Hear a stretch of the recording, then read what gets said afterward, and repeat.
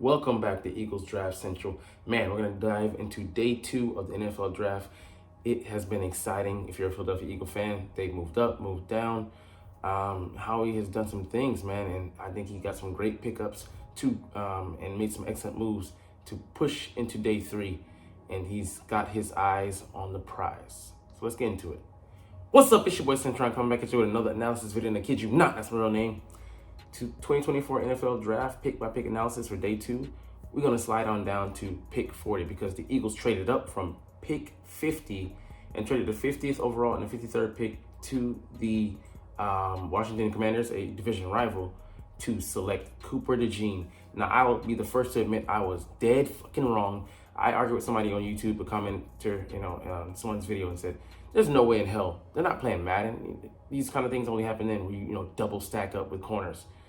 There's a caveat there, but this guy, astronaut kid, was fucking right. We thought he was crazy, outer space.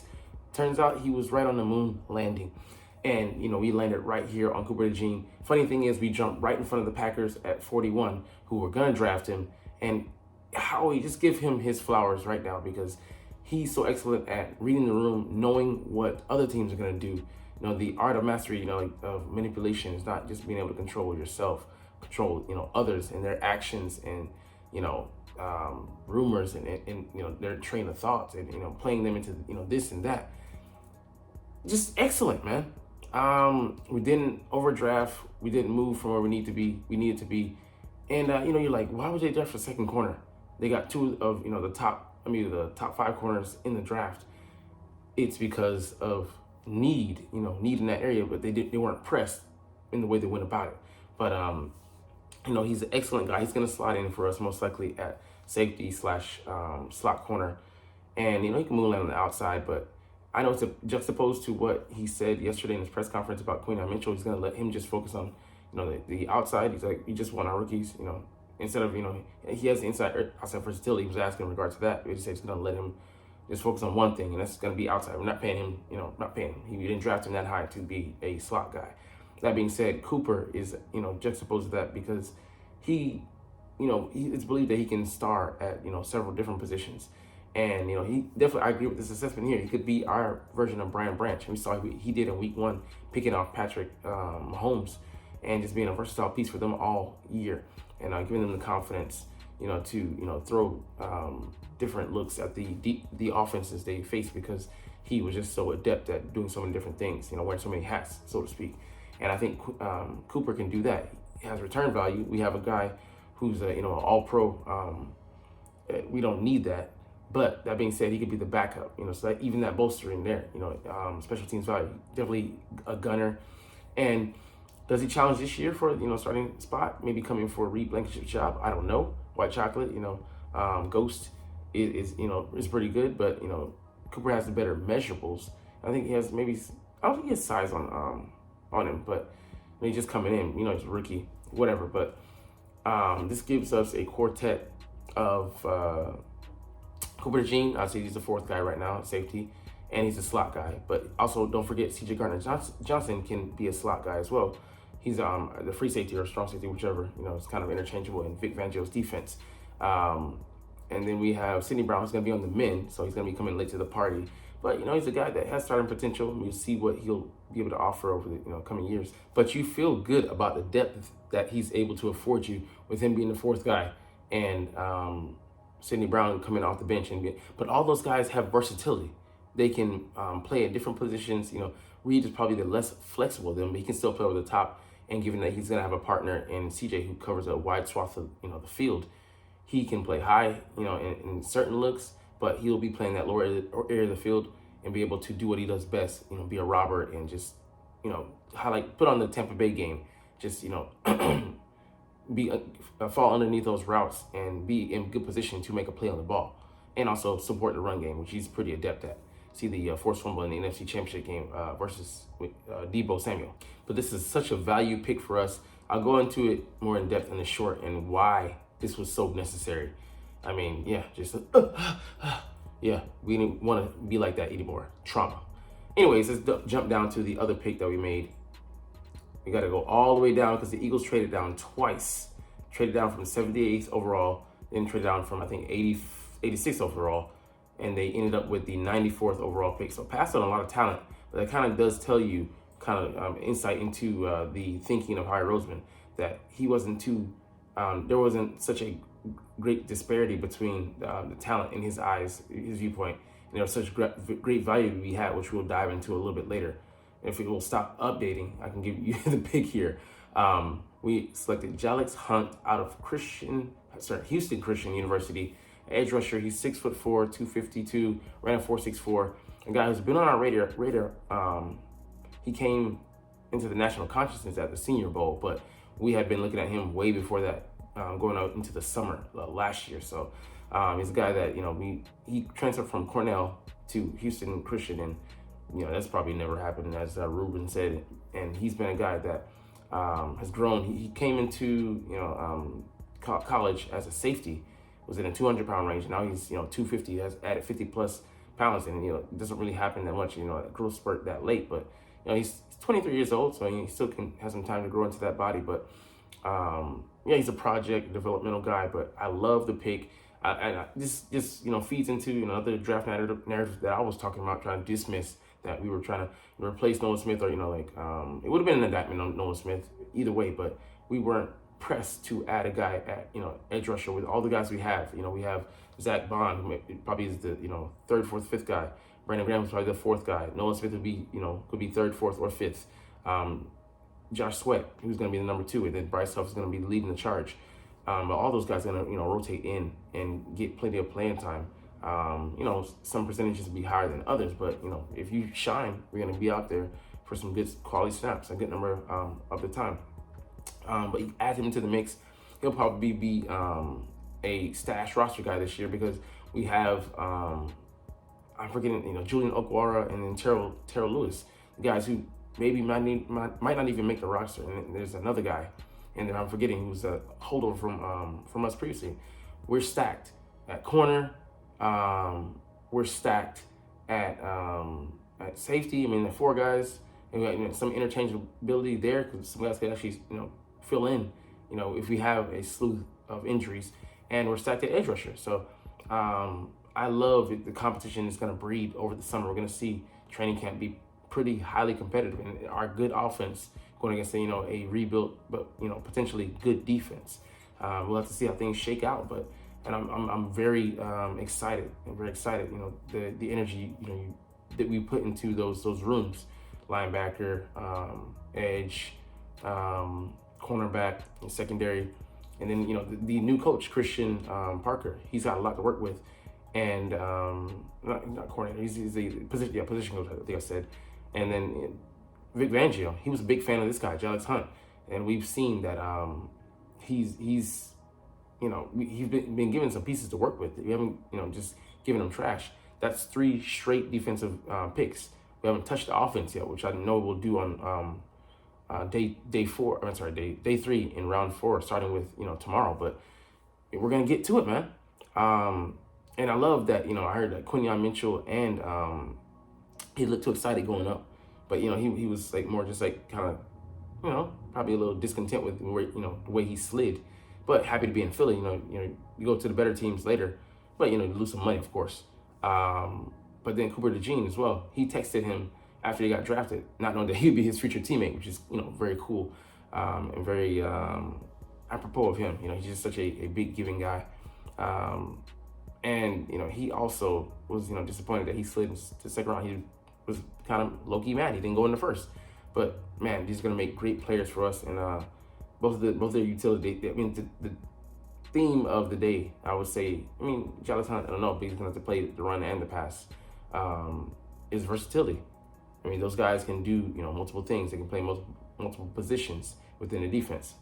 The first 2 corners that we drafted, and we're gonna go into day 3 looking like this. So Howie Roseman made some trades, and we traded down several times, from 78 to 86, and then 86 to 94. So we traded with the Texans for 86. So, all over the place. But here are the picks that we still have left. Obviously, this has been filled in by Jalix Hunt. We have the 120th and a 123rd and a 132nd overall pick. And don't tell me that how he might package, some of these, because we also have, 3 picks in the 5th round, 3 picks in the 4th round, and he was able to masterfully, again, give him his flowers, recover picks that we lost along the way, getting trades, up into, from what 2002, I think, to now. We have been moving pieces here and there, getting, people acquiring picks, sold off our compensatory pick, number 97 overall that we got for Javon Hargrave leaving. And, he's been able to masterfully, beautifully add back what we lost to, to be able to add players where he believes is going to be, the real value round, 4th and 5th. Because he doesn't see such a great disparity between, the higher talent. Because once you get past the, 1st round, 2nd round, and then 3rd round, like 2nd, 3rd, there's not such a big gap between, those guys. And he believes there's going to be a gaggle, my word of the week, of guys in that area that are going to be, comparatively speaking, not too far apart in value points. So who could we be picking? But we have 1, 2, 3, 4, 5, 6, 7 picks left, man. And, there's still a lot of talent to be had. And there's 5 positions that the Eagles could look at. That's offensive tackle, O-line, but tackle and guard, tackle, guard, center, interior line and exterior line. Defensive tackle, which is like obviously the last priority. Running back, we want to add 1, at the very least. Receiver, I would say 1. Could do 2, but I would say 1 most likely. And then tight end. Want to add a guy because we need someone for the future. So let's look at each position and see, who's left on the board and who kind of would make sense for us. So as you can see, the highest rated grade was like 6.86 and 6.85, I think, and that was like Marvin Harrison Jr. and I forget who else, but these guys aren't that far off, and they're still available. Jatavian Sanders, the tight end, and Troy Franklin, the right receiver. Which take it with a grain of salt, but I would say Jalen Wright, definitely, he's in that area. He deserves to be here, a talented guy who slipped somehow to the 4th because, the evaluation of running back, as well as, 6 quarterbacks going in the 1st round, so other guys being pushed down due to that necessity, that need being filled. But let's start off probably with, let's say, center. Where could the Eagles look to go? So Cedric Van Pran, can't even read all that. Still a pretty high grade, 6.22. We could look to add him, and he could be the backup center he could be a number 3 guy this year, move up to number 2 after the 1-year deal expires with, I forget the backup center we picked up in free agency from the Falcons. Bo Limmer is another guy. We could look at him. And let's see, Tanner Bortolini was slated to go before this, so he could also be had there. I think Drake Nugent out of Michigan, another guy to keep your eye on, man. So there's a couple of guys here that you want to be aware of. Now let's go to the guard spot. All right, Satao, okay, I'm gonna mess it up. Laumea. Definitely a guy to think about. Christian Mahogany, a quality guy. They're still on the board, man. Let's see, and then my guy here, Mason McCormick, fierce guy out of South Dakota State. These are guys to think about, man. I think there might be the Michigan player Carson Barnard. No, scratch that. All right, let's jump over to linebacker.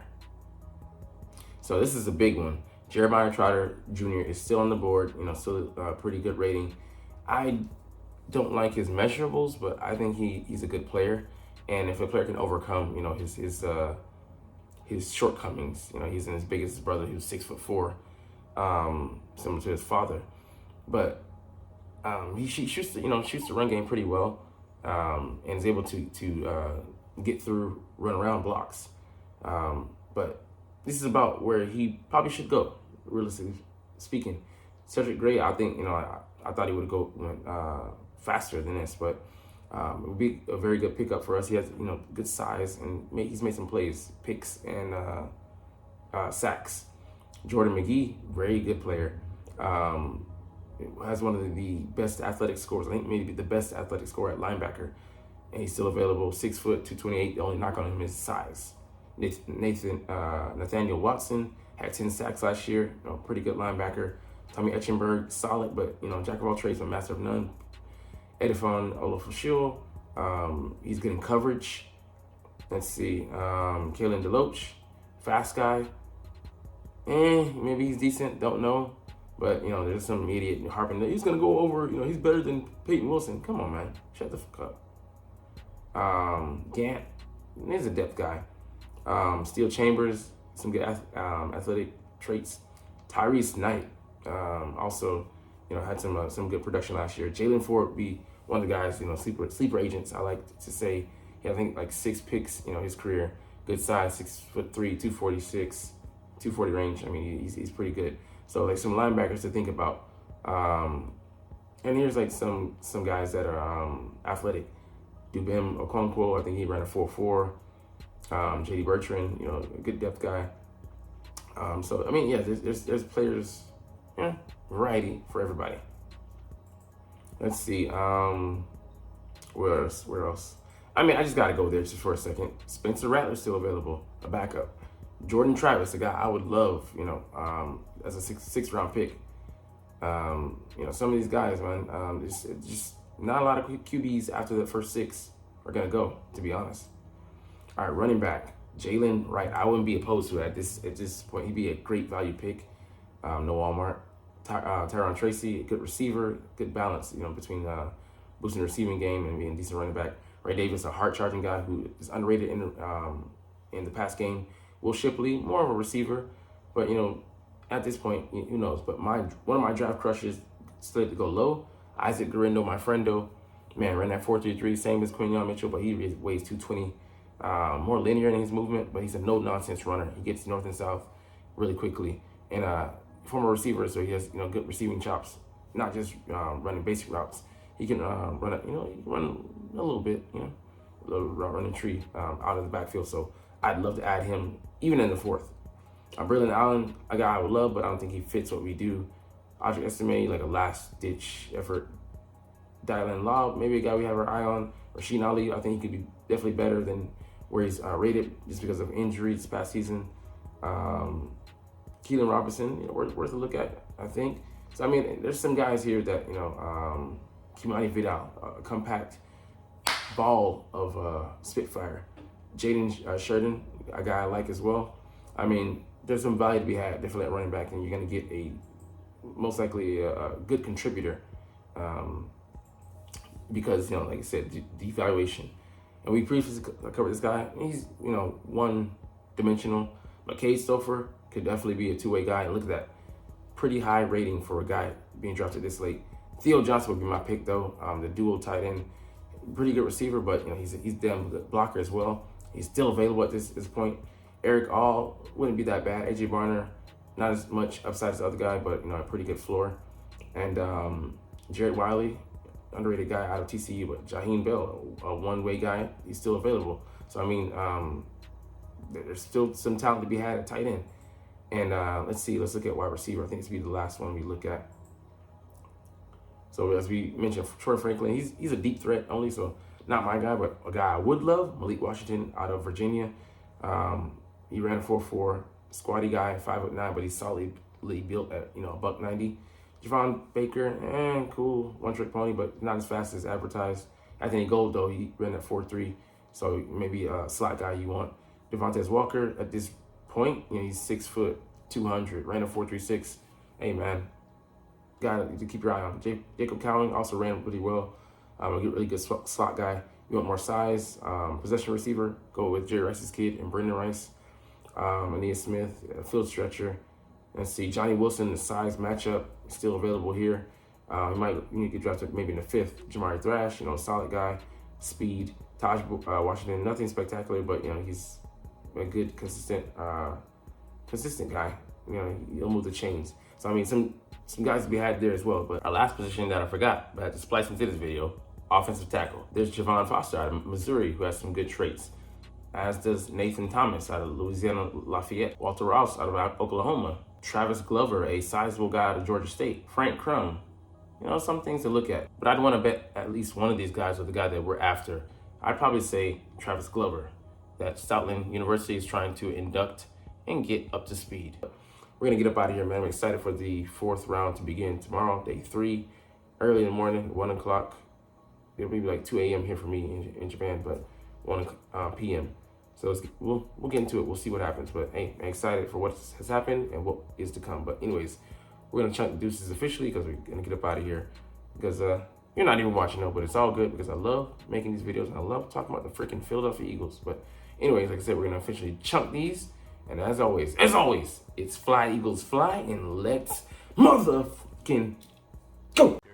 Like, comment, share, and subscribe Thanks for watching.